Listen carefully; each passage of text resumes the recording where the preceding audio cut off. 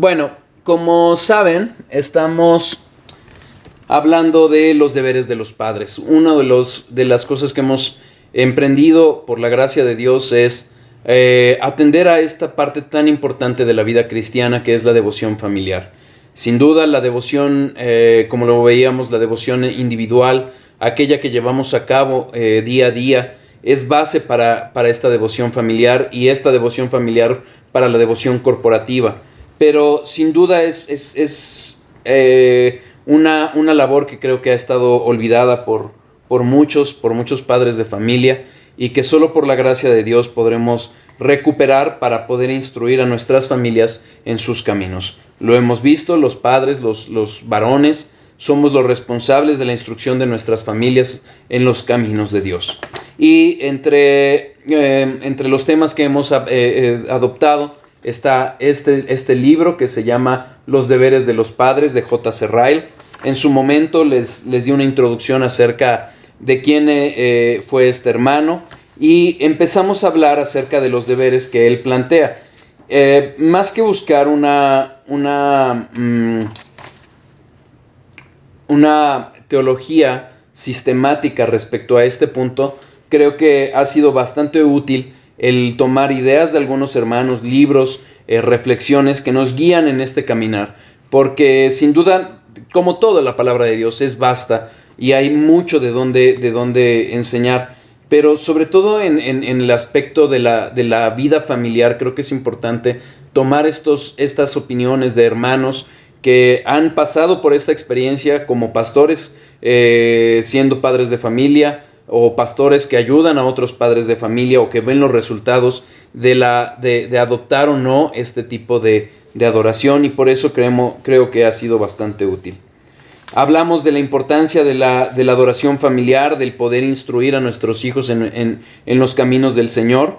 Vimos como primer deber que debemos de instruirlos en un camino, no dejarlos naturalmente como ellos andarían, porque se desviarían. Debemos de tomar una acción totalmente positiva, es decir, acciones concretas para encaminarlos en los caminos del Señor.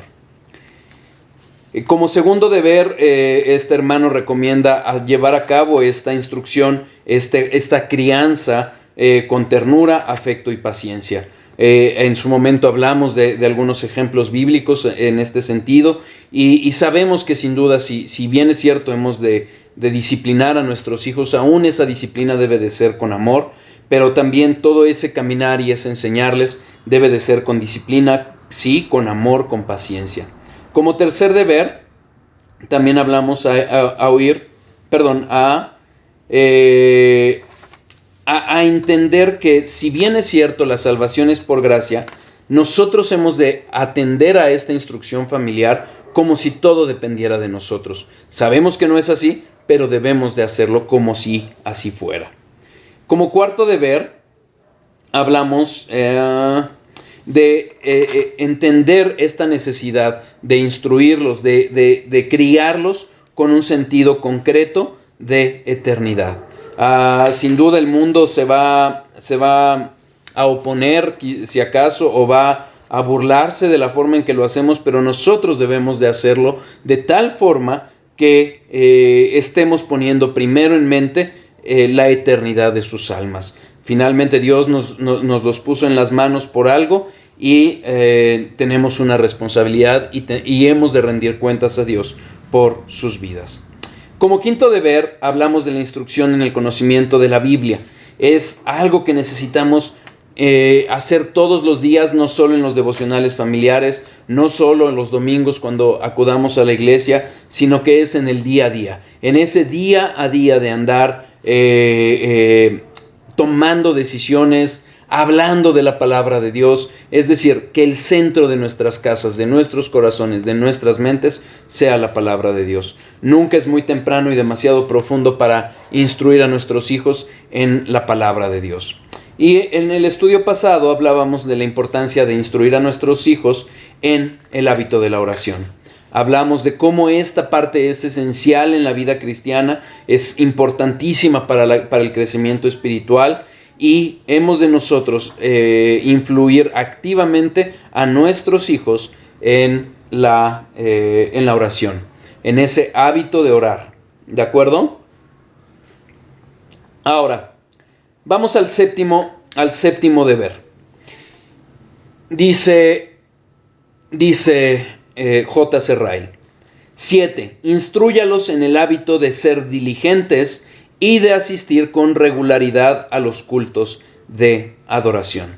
Acompáñenme a Éxodo 20, versículo 8.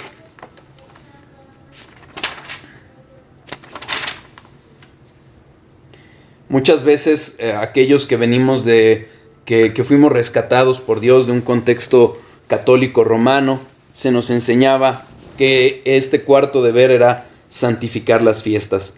Sabemos que con base en el nuevo pacto, el pacto de gracia, realmente no hay fiestas que celebrar más que el día del Señor. Pero me llama la atención y lo destaco. ¿Por qué? Porque en el Antiguo Testamento sí habían fiestas ceremoniales, sí tenían ciertas fechas como la Pascua para llevar a cabo una adoración especial a Dios.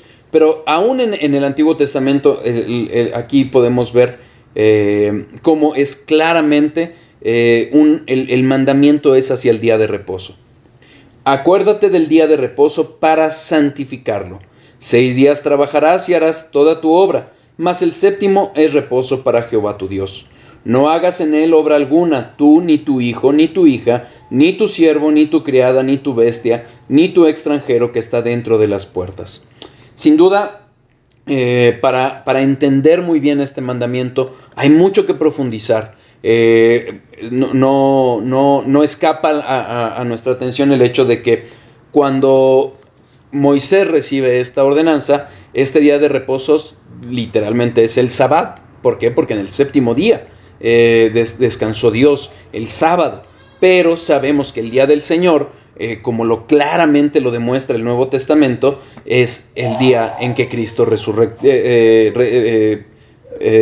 resucitó. Es decir, el día domingo, ¿ok? El primer día de la semana.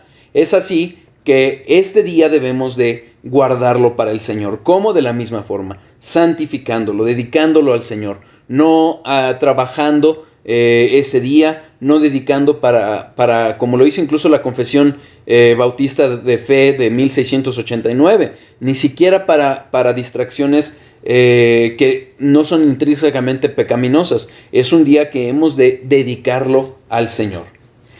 Algo que deben entender nuestros hijos es que este ir a la casa de Dios es un deber, pero también un privilegio. Y si no, vean lo que está pasando en Europa, en Canadá, en Estados Unidos. Han sido casos conocidos en los que hermanos pastores han sido no solo multados, incluso arrestados por el hecho de convocar y de reunirse en el día del Señor en medio de la pandemia. Si no, pregúntenlo en Asia, en que tienen que ocultarse para reunirse. Nosotros, que estamos realmente privilegiados hasta el día de hoy, y no sabemos el día de mañana, en que podemos reunirnos y nos duele una uña y dejamos de ir, y debemos de cuidar mucho ese aspecto. Me acuerdo en una predicación que John MacArthur dice, es una predicación acerca de la armadura de Dios, Efesios 6, y él dice que una vez se levanta y dice, oh, no, es domingo, y dice, ese es el pecado que todavía hay en mí. Me levanto, oro, y el Señor me llena de fuerza para ir y predicar la palabra de Dios. Es un privilegio, sin duda, el ir a la casa de Dios. Hay un error en el entender, así como en el Antiguo Testamento el pueblo de Dios llegó a una idolatría acerca del templo de Dios, pensando que por tener el templo de Dios en la ciudad ya iban a ser bendecidos. Es lo mismo que pasa hoy por hoy en las iglesias. Hay que entender muy bien esto. No podemos hablar de una exclusividad en la iglesia como lo pretendió hacer la Iglesia católico-romana, de apropiarse de la salvación de los feligreses. Si algo nos enseña la Reforma a través de las 5 solas, es que la salvación es de Dios y Dios es el que la hace. Sin duda, en la iglesia es donde vamos a ver la manifestación viva del Señor, pero no podemos limitarlo nada más al séptimo día de la semana o al domingo y pensar que el resto de la semana no son días del Señor. Como cristianos debemos de entender que nuestra adoración es con todos los días. Todos los días hemos de adorar al Señor. Pero sin duda algo que acontece en especial ese día en que nos reunimos como hermanos para adorar y bendecir al Señor es un día especial. Acompáñenme al Salmo 133. Salmo 133.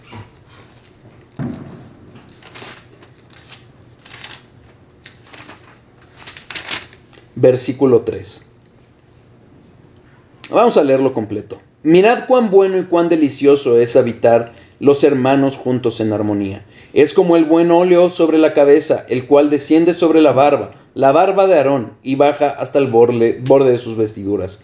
Y como el rocío de Hermón, que desciende sobre los montes de Sión, porque allí envía Jehová bendición y vida eterna. ¿Qué aprendemos de ello? Es en la congregación, sin duda, repito, el Espíritu Santo habita en el verdadero creyente y nos acompaña todo el tiempo. No se sale y vuelve a entrar como los carismáticos o pentecostales lo manifiestan. No, realmente el Espíritu Santo, la Trinidad, habita. Hay una unión espiritual con el creyente.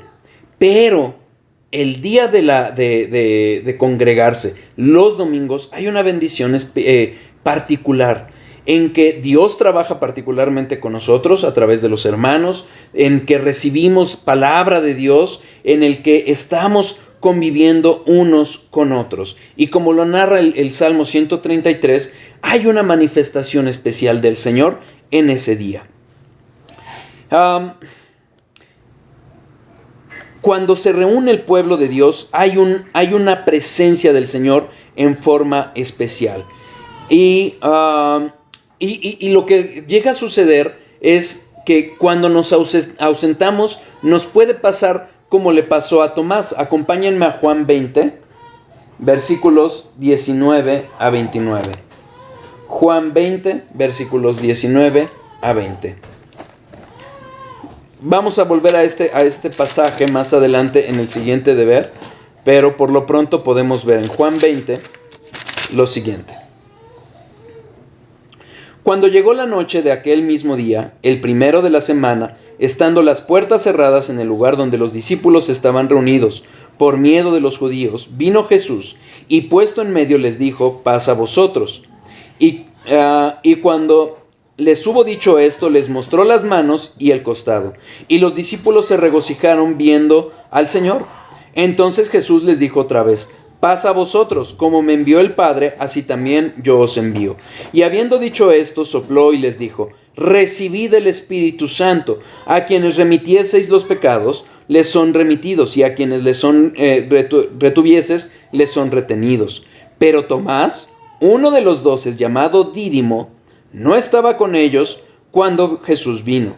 Le dijeron pues los otros discípulos: al Señor hemos visto. Él les dijo: si no viere en sus manos la señal de los clavos y metiere mi dedo en el lugar de los clavos y metiere mi mano en su costado, no creeré. 8 días después estaban otra vez sus discípulos dentro y con ellos Tomás. Llegó Jesús estando las puertas cerradas y se puso en medio y les dijo: paz a vosotros. Luego dijo a Tomás: pon aquí tu dedo y mira mis manos, y acerca tu mano y métela en mi costado, y no seas incrédulo, sino creyente. Entonces Tomás respondió y le dijo: Señor mío y Dios mío.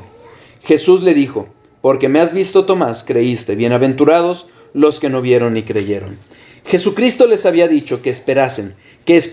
Él les había prometido que iba a resucitar, y Tomás evidentemente lo que se entiende como un acto de incredulidad, no se reunió con los discípulos, no permaneció con ellos, y fíjense, en el mismo día de la resurrección, lejos de sus hermanos, se perdió de esta manifestación especial del Señor, este soplo del Espíritu Santo que les dio a sus discípulos. Sin duda, el perdernos esa reunión dominical, esa reunión entre hermanos, puede significar una manifestación ante todo de incredulidad de nuestras partes, pues como veremos, el reunirse los domingos, el reunirse semanalmente, el día de reposo en sí es una señal que Dios le dio a su pueblo para diferenciarlo del resto del mundo. Es importantísimo escuchar la palabra de Dios. Es un medio de gracia a través del cual Dios, sea que convierte, como lo enseña Romanos 10, 14, 17, o bien lo usa para crecer, para que nosotros podamos crecer en el Señor. La palabra de Dios es útil para convertir, santificar y edificar las almas de los hombres. Hebreos 10, 25. Hebreos 10, 25.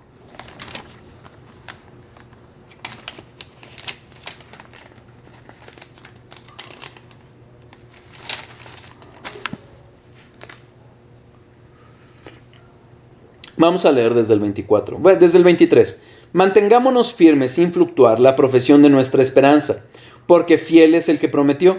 Y considerémonos unos a otros para estimularnos al amor y a las buenas obras, no dejando de congregarnos como algunos tienen por costumbre, sino exhortándoos, y tanto más cuando veis que aquel día se acerca. Sin duda, hermanos, es una costumbre lo que aquí plantea Hebreos, pero no se queda en ello.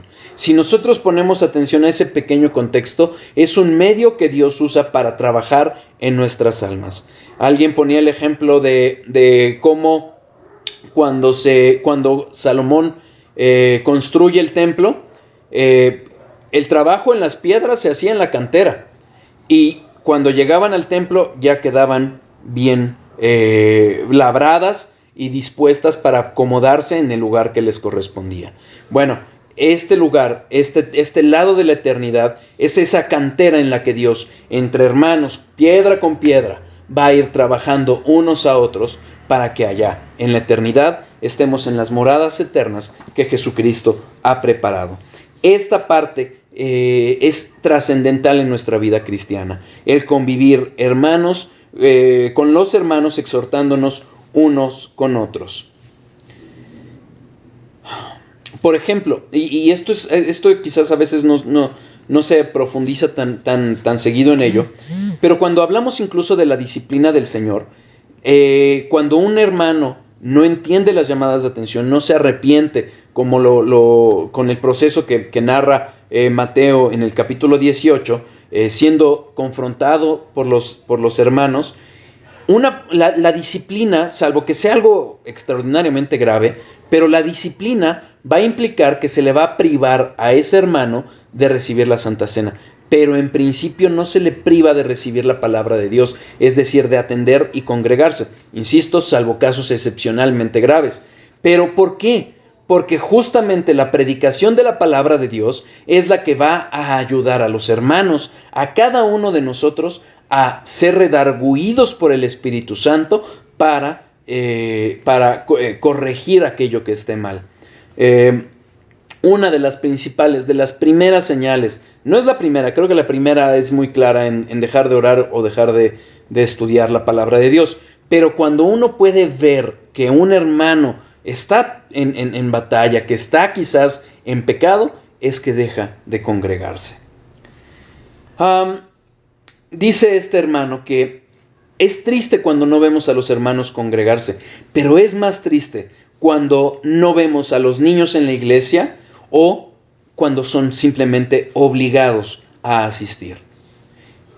Nuestra obligación como padres es no solo forzarlos, es generar ese hábito, entender desde la perspectiva bíblica que no solo es un deber, insisto, es un privilegio, es un medio de gracia que tenemos el acudir a la iglesia, el convivir con hermanos, el escuchar la predicación de la sana doctrina. Dice, cito a J. C. Ryle, No permita que se críen con la costumbre de dar vanas excusas por no concurrir.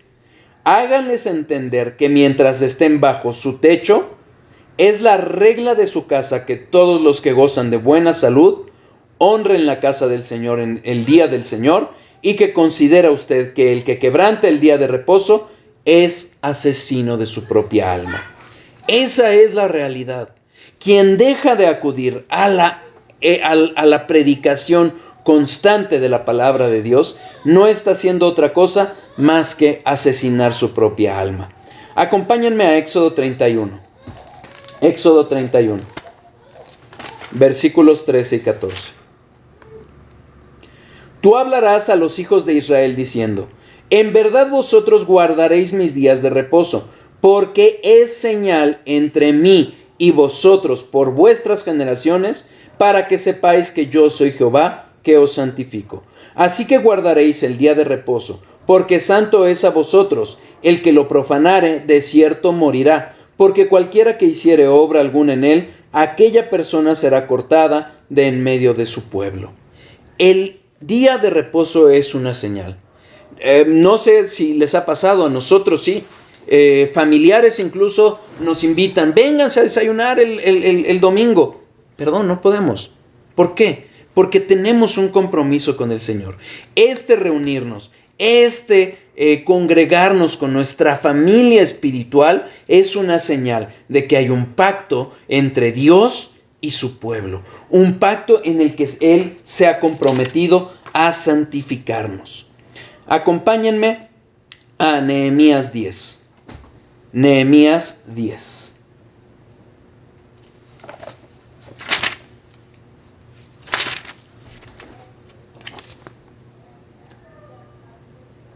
Nehemías 10, versículo 31.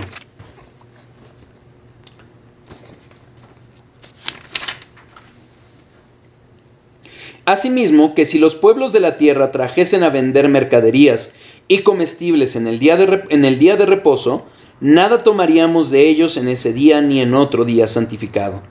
Y que el año séptimo dejaríamos descansar la tierra y remitiríamos toda deuda. El pueblo, regresando del exilio, se había acostumbrado tanto a las costumbres del mundo que habían dejado de guardar el día de reposo. ¿Qué hacían?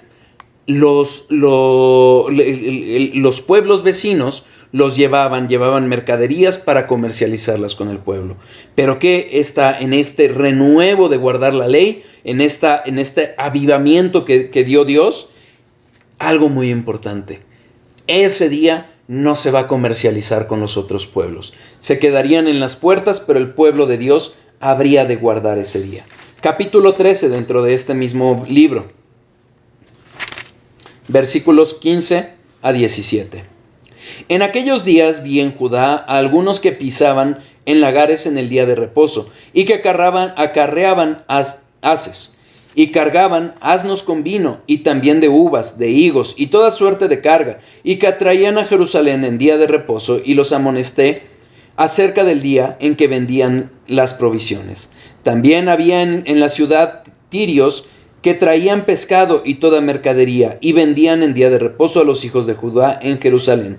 Reprendí a los señores de Judá y les dije: ¿qué mala cosa es esta que vosotros hacéis, profanando así el día de reposo? Cuidado con el día de reposo, hermanos. No es como Cristo lo dice: tomad mi yugo, porque fácil es mi yugo y ligera la carga. No tomemos en poco el día de reposo para nuestras vidas.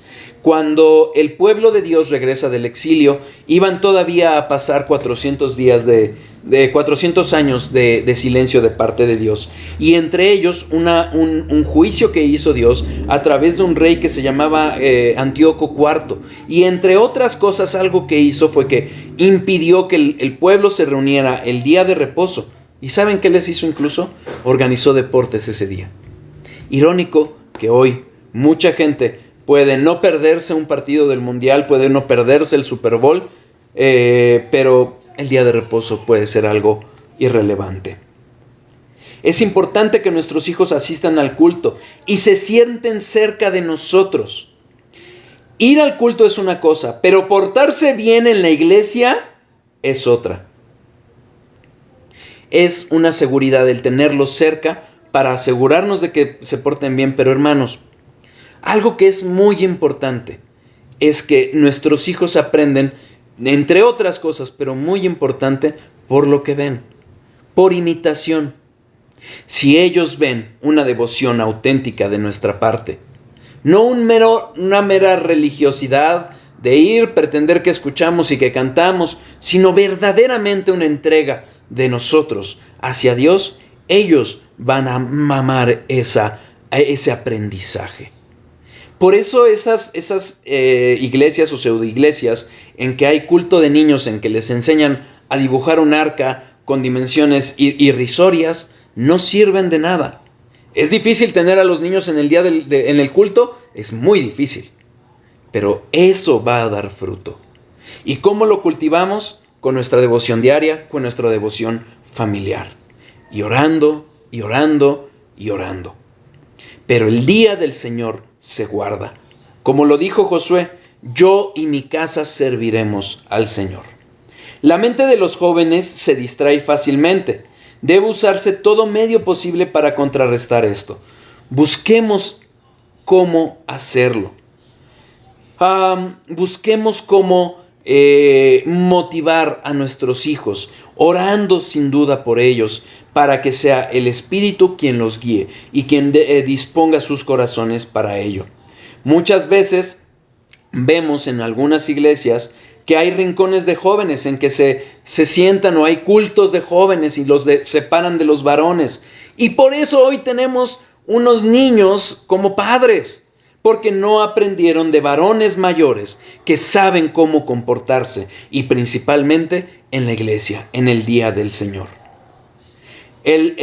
Jóvenes conviviendo con jóvenes van a terminar siendo niños, aunque tengan canas. El síndrome de Peter Pan parece que se ha multiplicado por todos lados. Los jóvenes sin la supervisión de los varones maduros, que realmente no con regaños, o no necesariamente con regaños, sino con ejemplo, con instrucción, los van a guiar. Sin ellos van a haber hábitos de inatención y de irreverencia. Dice este hermano, me gusta ver a la familia entera sentada junta. Hay quienes dicen que es inútil instar a los niños a asistir a los cultos porque no los entienden. Como bien dice este hermano, no quiero que presten atención a tal razonamiento. Éxodo 10, versículo 9. Bueno, lo leímos. No es cierto, leímos el 20, perdónenme. Éxodo 10, versículo 9. Éxodo 10, versículo 9. En Éxodo 20 vimos ya, después de la liberación del pueblo, cómo Dios le dio la ley, las 2 tablas a Moisés. Pero cuando Moisés habla con Faraón mientras estaba el pueblo cautivo, fíjense lo que les dice. Moisés respondió: hemos de ir con nuestros niños y con nuestros viejos, con nuestros hijos y con nuestras hijas, con nuestras ovejas y con nuestras vacas hemos de ir, porque es nuestra fiesta solemne para Jehová. Faraón le había dicho a Moisés, váyanse los varones, pero se queda el resto de la gente aquí. ¿Por qué? Porque era la forma de asegurar que iban a regresar. Pero fíjense lo que dice Moisés, es preciso llevar a viejos, pero también a los niños. Nuestros niños deben de ir, nuestros hijos con nuestras hijas. Josué 8:35.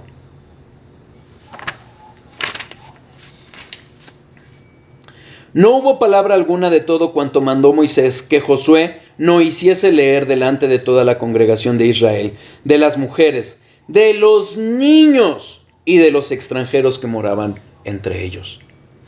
Es preciso que los niños escuchen la palabra de Dios.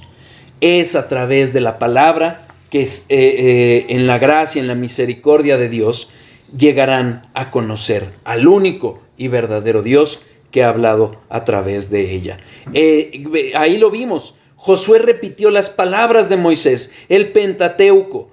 como ante quienes, ante toda la congregación, también mujeres y niños.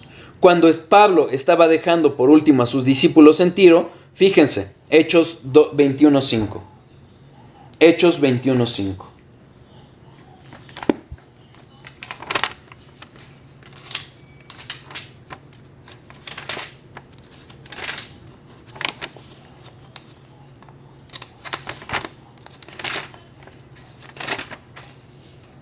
Cumplidos aquellos días, salimos acompañándonos todos, con sus mujeres e hijos, hasta fuera de la ciudad, y puestos de rodillas en la playa, oramos. Un acto de adoración sin duda, ¿quiénes fueron? ¿Solo los varones? ¿Solo los adultos? No, también los hijos. Esta parte es trascendental. Insisto, los niños van a aprender de lo que ven. No van a tener respeto por un Dios al que sus papás no le muestran respeto. Samuel, en los días de su niñez, parece haber ministrado al Señor un tiempo antes de conocerlo realmente. Fíjense, Primera de Samuel 3. Primera de Samuel 3.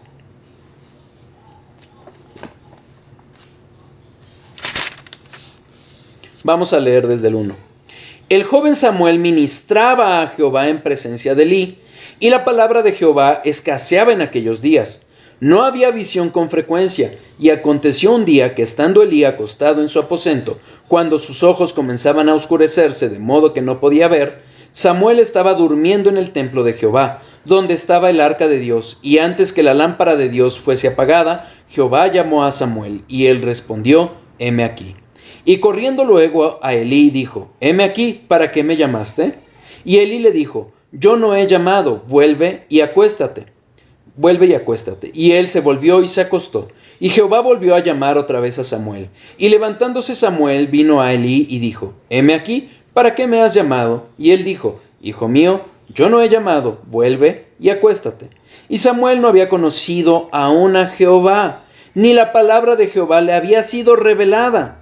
Jehová pues llamó la tercera vez a Samuel, y él se levantó y vino a Elí, y dijo, heme aquí, ¿para qué me has llamado? Entonces entendió Elí que Jehová llamaba al joven, y dijo Elí a Samuel, ve y acuéstate, si te llamare, dirás, habla Jehová, porque tu siervo oye. Así se fue Samuel y se acostó en su lugar. Y vino Jehová y se paró y llamó como las otras veces, Samuel, Samuel. Entonces Samuel dijo, habla, porque tu siervo oye. Y Jehová dijo a Samuel, he aquí haré yo una cosa en Israel, que a quien la oyere le retiñarán ambos oídos. Fíjense, es el llamado de Samuel. La vida de Samuel es una vida impresionante y es una sombra de lo que iba a acontecer con Cristo. Mientras los hijos de Elí iban a perder el sacerdocio, Dios ya tenía pensado, preparado a Samuel para levantarlo en su lugar. De la misma forma en que Jesús vino a suceder, a sustituir todo el sacerdocio del Antiguo Testamento. Pero algo importante que debemos de entender es que Samuel fue dejado por Ana, su mamá, porque fue un milagro el que le dio Dios a través de Samuel con su nacimiento. Lo dejó en el templo desde los 3 años, si no me equivoco. Y ahí fue instruido. Y él era joven y ministraba, pero como lo dice este texto, todavía no conocía de Dios. Todavía no le había sido revelada la palabra de Dios. Pero Dios lo llamó. Antes de ese llamado, antes de que nazcan de nuevo nuestros hijos, ¿cómo debemos de ver este ejemplo? Siendo expuestos nuestros hijos desde pequeños a la palabra de Dios. Es que no le gusta, es que está inquieto, que sea expuesto. Nosotros hemos de rendir cuentas a Dios de cuánto los hemos expuesto a la palabra de Dios. Dios es el que se encargará de llevarla de sus oídos al corazón. ¿Queda claro? Los apóstoles mismos no parecieron entender en el momento todo lo que nuestro Señor decía. Juan 12:16. Juan 12:16.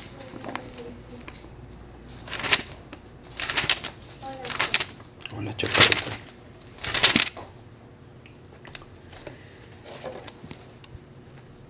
No. Versículo 16.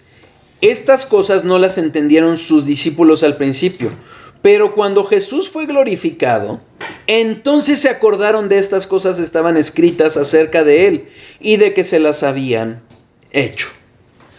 Si nosotros leemos el contexto, está hablando de la entrada triunfal a Jerusalén, cómo estaba profetizada. Cuando ellos lo vieron, no lo entendieron. Fue hasta después de que resucitó nuestro Señor Jesucristo que el Espíritu Santo lo bajó a su corazón. Pero fíjense, aquí es importante esto, porque muchos dicen, es que ahorita los niños no lo entienden, es que ahorita no captan todo lo que se está diciendo, los discípulos tampoco. ¿Y qué hizo Jesucristo? Por más de un año los estuvo preparando, hablándoles de la palabra de Dios, hablándoles del Evangelio, del reino, de lo que había de acontecer con él, de las obligaciones que ellos iban a tener. Después les serían abiertos los ojos, el espíritu, para que recibieran estas verdades. Pues lo mismo hemos de hacer con nuestros hijos, exponerlos a temprana edad, aun y cuando todavía no estén listos ni lo entiendan como nosotros más o menos lo entendemos. Fíjense lo que pasa finalmente después. Lucas 24:8. Lucas 24:8.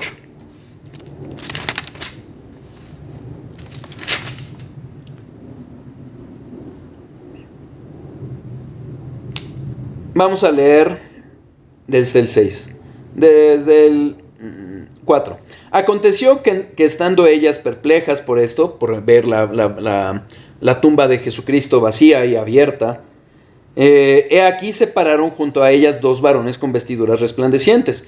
Y como tuvieron temor y bajaron el rostro a tierra, les dijeron: ¿por qué buscáis entre los muertos al que vive? No está aquí, sino que ha resucitado. Acordaos de lo que os habló cuando aún estaba en Galilea, diciendo: es necesario que el Hijo del Hombre sea entregado en manos de hombres pecadores y que sea crucificado y resucita el tercer día. Entonces ellas se acordaron de sus palabras. Las palabras ya las habían recibido, no las habían entendido. Constantemente a lo largo de los evangelios vemos que en ese tiempo en que Jesucristo les habla, y principalmente cuando les habla acerca de su muerte y resurrección, particularmente se señala que no entendían esas palabras. En algunas ocasiones incluso se menciona que tenían miedo de preguntarle. Pero ¿qué iba a pasar? Después se iban a acordar e iban a entender lo que Jesucristo ya les había anunciado y que ahora había acontecido. Dice J.C. Ryle: padres, reconforten sus mentes con estos ejemplos. Es decir, tengamos en cuenta esto. Este esfuerzo no es en vano. No nos equivoquemos. La salvación es por gracia. Nosotros no vamos a salvar a nuestros hijos. Es Cristo el que los va a salvar. Pero, así como Dios ha determinado los fines, ha determinado los medios. Y si los ha puesto en familias cristianas, no es para que los abandonemos a su libre albedrío. Para cuando ellos quieran creer, no. Llevémoslos a los pies del Señor. Y que tenga nuestro Señor misericordia de ellos para que se arrepientan y crean. No nos desalentemos porque nuestros hijos en este momento no comprenden plenamente el valor del culto de la adoración. Yo me pregunto incluso, ¿nosotros lo entendemos completamente? Y si sí, ¿por qué faltamos? No nos desanimemos. Instruyámoslos sencillamente en adquirir el hábito de concurrir regularmente. Este deber es un deber sin duda obligatorio, es un deber santo y solemne, es un deber elevado, es un privilegio, es una señal que diferencia al pueblo de Dios del pueblo impío. Dios quiera tenga misericordia y compasión de nuestros hijos para que venga un día en que los bendiga cuando estén asistiendo. Acompáñenme a este pasaje que les comentaba, Romanos 10, versículos 14 a 17. ¿Cómo pues invocarán a aquel en el cual no han creído? ¿Y cómo creerán en aquel de quien no han oído? ¿Y cómo oirán sin haber quien les predique? Versículo 17. Así que la fe es por el oír, y el oír por la palabra de Dios. Es nuestra responsabilidad que nuestros hijos sean expuestos habitualmente a la palabra de Dios en los devocionales familiares, en los devocionales individuales, pero es importantísimo que entiendan esta idea de la solemnidad, de la santidad, de la obligatoriedad que tenemos como creyentes, como toda la creación. Porque recordemos algo, hermanos, el día de reposo se instituyó antes de la ley. En la misma creación, Dios santificó el séptimo día y reposó. Es una obligación de toda criatura, de todo ser humano, guardar el día de reposo. Y cualquiera que no lo hace va a rendir cuentas de ello. ¿Queda claro? Para no variar, pensaba abarcar 2 deberes hoy, pero me quedé en uno para no variar. Bueno, recapitulemos entre los deberes que estamos hablando.